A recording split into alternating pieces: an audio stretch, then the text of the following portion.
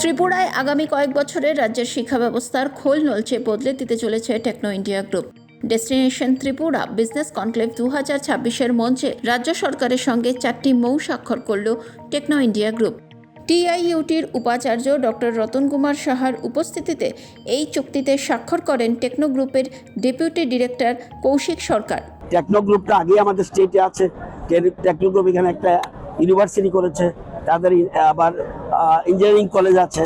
এখন তারা বিশেষ করে হর্টির উপরে রিসার্চ সেন্টার করতে চায় এবং বিভিন্ন জেলা থেকে ফার্মার এনে ফার্মারদেরকে ট্রেনিং দেবে 7 দিনের, 8 দিনের, 10 দিনের, এরকম একটা সেন্টার করতে চায়।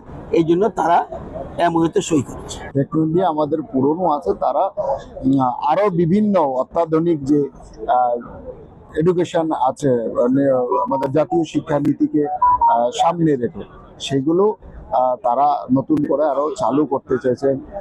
Digital education, AI based education, skill sector, technology sector, আরো কিছু। এতদিন তো তারা আগরতলাতে আছেন এবং এখন তারা সারা ত্রিপুরাতে তাদের ইনস্টিটিউশনকে আরো বর্ধিত করতে চাইছেন। বিশেষ করে মৌ স্বাক্ষর যেটা হয়েছে, তারা আমাদের নর্থ ত্রিপুরাতেও একটা নতুন আরেকটা তাদের ব্রাঞ্চ ইনস্টিটিউশন সেখানে খুলবেন। তো এইরকম করে করে তারা এতদিন ইউনিভার্সিটিতে ছিলেন, ইউনিভার্সিটি তাদের ছিল, কলেজ ছিল, এখন তারা স্কুল সেক্টরে তারা কাজ করতে চাইছেন। এগ্রিকালচারের উপর, আইটির উপরেও তারা ইনভেস্ট করতে চায়।